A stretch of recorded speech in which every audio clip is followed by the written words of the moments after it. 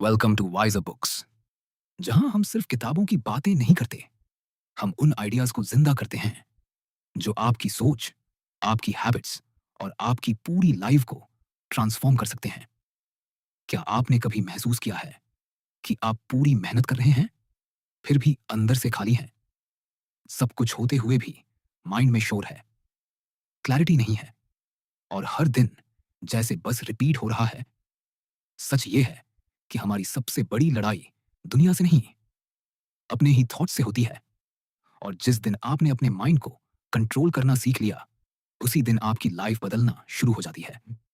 आज की ये कहानी आपको एक ऐसी जर्नी पर ले जाएगी जहां एक आम इंसान अपने ही माइंड के केओस से निकलकर क्लैरिटी, डिसिप्लिन और पर्पस की तरफ बढ़ता है। और शायद इस कहानी में आपको अपना एक हिस्सा भी दिखे। रात के ठीक 2:17 बजे थे। कमरे की खिड़की आधी खुली थी और बाहर से आती ठंडी हवा पर्दों को धीरे धीरे हिला रही थी। लेकिन उस हवा में सुकून नहीं था, क्योंकि कमरे के अंदर बैठा आरव अपने ही थॉट्स के तूफान में फंसा हुआ था। लैपटॉप खुला था, स्क्रीन पर कई टैब्स, अनफिनिश्ड वर्क, नोटिफिकेशंस की आवाजें, सब कुछ चल रहा था। लेकिन उसके अंदर एक अजीब सा खालीपन था। उसने खुद से धीरे से कहा, क्या यही लाइफ है? बस काम, स्ट्रेस, एंजाइटी और फिर वही रिपीट। उसका हाथ हल्का कांप रहा था, जैसे उसका माइंड अब उसके कंट्रोल में ही नहीं रहा हो। हर सेकंड एक नया थॉट, एक नई चिंता, जैसे कोई इनविजिबल फोर्स उसे खींच रही हो। उसी मोमेंट उसे अपने पुराने दोस्त विराज की बात याद आई। अगर तू अपने थॉट्स को कंट्रोल नहीं करेगा, तो तेरे थॉट्स तुझे कंट्रोल करेंगे। उस समय उसने उस बात को सीरियसली नहीं लिया था, लेकिन आज वही वर्ड्स उसके अंदर गूंज रहे थे। अगले दिन सुबह उसने बिना ज्यादा सोचे विराज को कॉल किया और सिर्फ इतना कहा, भाई, मुझे हेल्प चाहिए। 2 दिन बाद वह एक छोटे से हिल स्टेशन पहुंचा जहां विराज रह रहा था। वहां का माहौल पूरी तरह अलग था। न शोर, न भागदौड़, बस एक गहरी शांति। विराज उसे एक गार्डन में ले गया जहां एक लाल गुलाब खिला हुआ था। उसने कहा, बस इस रोज को देख, बिना डिस्ट्रैक्शन के। शुरुआत में आरव का माइंड बार बार भटक रहा था, लेकिन कुछ देर बाद उसे पहली बार महसूस हुआ कि वह अपने थॉट्स को ऑन ऑब्जर्व कर सकता है। विराज ने उसे समझाया कि फोकस ही माइंड को कंट्रोल करने की पहली सीढ़ी है। धीरे धीरे उसकी ट्रेनिंग शुरू हुई। हर सुबह 5 बजे उठना, 20 मिनट अकेले बैठना, साइलेंस में अपने थॉट्स को देखना। शुरू में उसे बहुत इरिटेशन होती थी, लेकिन विराज हमेशा कहता, डिसिप्लिन बीट्स मोटिवेशन। कुछ दिनों बाद उसे महसूस हुआ कि उसका माइंड धीरे धीरे शांत होने लगा है। उसने एफर्मेशंस शुरू किए। हर सुबह वह खुद से कहता, आई एम काम, I am focused, I control my mind. शुरुआत में ये वर्ड्स फेक लगे, लेकिन धीरे धीरे वही उसकी रियलिटी बनने लगे। एक दिन लाइट हाउस के पास बैठकर विराज ने कहा, पर्पस के बिना लाइफ डायरेक्शनलेस होती है। उस दिन आरव ने पहली बार जर्नल में लिखा कि वह सच में लाइफ से क्या चाहता है। धीरे धीरे उसके आंसर्स क्लियर होने लगे। उसने विजुअलाइजेशन शुरू किया, खुद को एक काम, कॉन्फिडेंट इंसान के रूप में देखना जो अपने माइंड का मास्टर है। समय के साथ उसका बिहेवियर बदलने लगा। वह रिएक्ट करने के बजाय ऑब्जर्व करने लगा। उसने नेगेटिव कंटेंट देखना बंद किया और अपने मेंटल डाइट को साफ किया। एक दिन गार्डन में वीड्स देखकर उसे समझ आया कि अगर माइंड में पॉजिटिव थॉट्स नहीं डालोगे, तो नेगेटिव थॉट्स अपने आप उगेंगे। उसने पिंक वायर टेक्निक अपनाई। हर नेगेटिव थॉट पर उसे स्विच करता और पॉजिटिव थॉट लाता। शुरुआत में उसने इसे कई बार बदला, लेकिन धीरे धीरे नेगेटिव थॉट्स कम होते गए। उसे एहसास हुआ कि असली सक्सेस बाहर नहीं, अंदर से शुरू होती है। अब वह हर काम पूरी अवेयरनेस के साथ करता था। उसने अपने फियर्स को लिखकर एनालाइज किया और समझा कि उसका डर असल में उसके अनकंट्रोल्ड इमेजिनेशन का रिजल्ट था। दिन बीतते गए और आरव पूरी तरह बदलने लगा। अब वह रिएक्ट नहीं करता था, वह कॉन्शियसली रिस्पॉन्ड करता था। अब उसके पास क्लैरिटी थी, फोकस था, और सबसे जरूरी, इनर पीस था। एक सुबह सूरज उगते हुए उसने आंखें बंद की और खुद से कहा, master your mind, master your life. उस पल उसे पहली बार लगा कि वह अपने जीवन का कंट्रोल अपने हाथ में ले चुका है। लेकिन वह जानता था कि यह अंत नहीं, बल्कि शुरुआत है।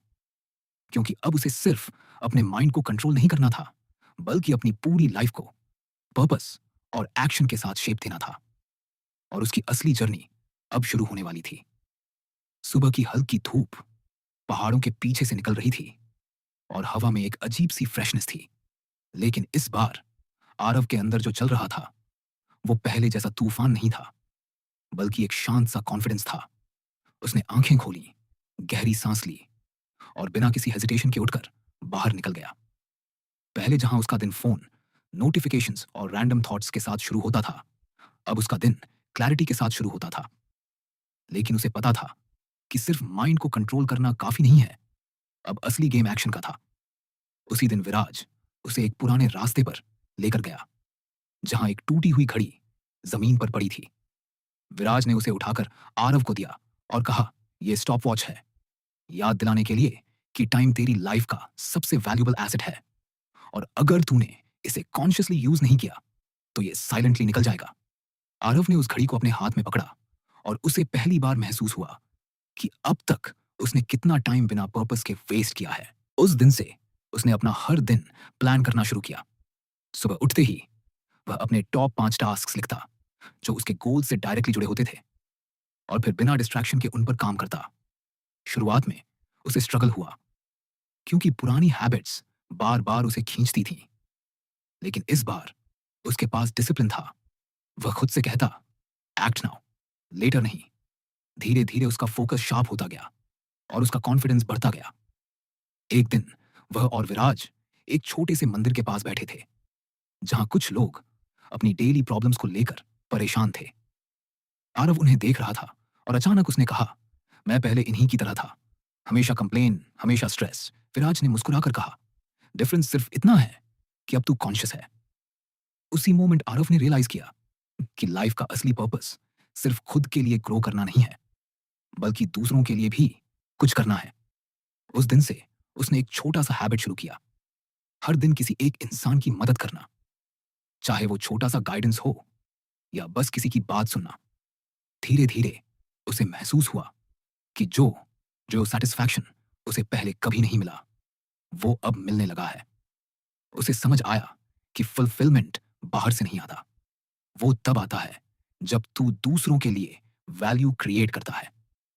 कुछ हफ्तों बाद आरव वापस शहर लौटा। वही ट्रैफिक, वही नॉइज, वही फास्ट लाइफ। लेकिन इस बार कुछ अलग था। पहले जहां ये सब उसे ओवरवेल्म कर देता था, अब वो हर सिचुएशन को कामली हैंडल करता था।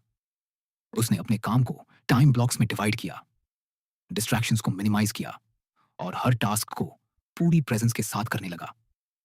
उसके कॉलीग्स हैरान थे कि वही इंसान जो पहले स्ट्रेस्ड रहता था, अब इतना काम और प्रोडक्टिव कैसे हो गया। लेकिन आरव जानता था कि यह ओवरनाइट चेंज नहीं था, यह डेली डिसिप्लिन का रिजल्ट था।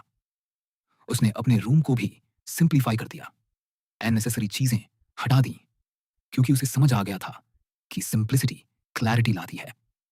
एक दिन उसने अपने पुराने ईमेल्स और मैसेजेस देखे, जहां वो हर छोटी चीज पर रिएक्ट करता था, और उसे खुद पर हंसी आ गई। अब वह हर सिचुएशन में पॉज करता, सोचता और फिर रिस्पॉन्ड करता। एक शाम वह अपनी बालकनी में खड़ा था, सूरज ढल रहा था और आसमान ऑरेंज कलर में रंगा हुआ था। उसने अपनी जर्नी के बारे में सोचा, कैसे वह एक कंफ्यूज्ड, एंग्शियस इंसान से एक फोकस्ड और पीसफुल इंसान बन गया। लेकिन उसी मोमेंट उसके अंदर एक और रियलाइजेशन आया, ये जर्नी कभी खत्म नहीं होती। ग्रोथ एक कंटिन्यूअस प्रोसेस है, और अगर वह रुक गया तो वह फिर से पीछे चला जाएगा। उसी रात उसने अपने जर्नल में लिखा, हर दिन 1% बेटर बनना है। उसने अपने गोल्स को फिर से विजुअलाइज किया, लेकिन इस बार उनमें सिर्फ पर्सनल सक्सेस नहीं था, उनमें कंट्रीब्यूशन था, इम्पैक्ट था। कुछ दिनों बाद उसे एक अनएक्सपेक्टेड कॉल आया उसके पुराने ऑफिस से। उन्होंने उसे वापस ज्वाइन करने का ऑफर दिया, इस बार एक हायर पोजीशन के साथ। पहले वाला आरव शायद बिना सोचे एक्सेप्ट कर लेता, लेकिन अब उसने कामली सोचा। उसने खुद से पूछा, क्या ये मेरे पर्पस के साथ अलाइन करता है? और कुछ देर बाद उसने डिसाइड किया कि वह यह ऑफर एक्सेप्ट करेगा, लेकिन इस बार अलग तरीके से। अब वह सिर्फ पैसे या पोजीशन के लिए काम नहीं करेगा, बल्कि अपने ग्रोथ और दूसरों की ग्रोथ के लिए काम करेगा। ऑफिस ज्वाइन करने के बाद उसने अपनी टीम के साथ वही प्रिंसिपल्स शेयर करने शुरू किए जो उसने सीखे थे।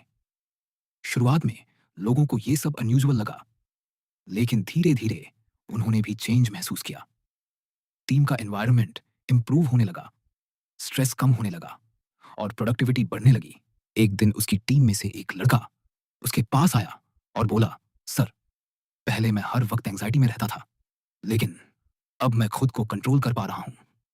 यह सुनकर आरव के चेहरे पर एक हल्की सी मुस्कान आई, क्योंकि उसे एहसास हुआ कि उसका ट्रांसफॉर्मेशन सिर्फ उसकी लाइफ तक लिमिटेड नहीं रहा, वो दूसरों की लाइफ को भी टच कर रहा है। उसी रात उसने फिर से आसमान की तरफ देखा और खुद से कहा, यही असली सक्सेस है। अब उसके लिए सक्सेस का मतलब सिर्फ अचीवमेंट्स नहीं था, बल्कि इनर पीस, क्लैरिटी और दूसरों के जीवन में पॉजिटिव इंपैक्ट था। समय के साथ उसकी लाइफ एक बैलेंस में आ गई, जहां काम था, ग्रोथ थी, लेकिन साथ ही पीस भी था। उसने समझ लिया था कि लाइफ को कंट्रोल करने का सीक्रेट बाहर नहीं, अंदर है। हर दिन वह अपने माइंड को ट्रेन करता, अपने एक्शंस को अलाइन करता और अपने पर्पस को याद रखता। उसने फियर को एक्शन से रिप्लेस कर दिया, कंफ्यूजन को क्लैरिटी से और स्ट्रेस को अवेयरनेस से।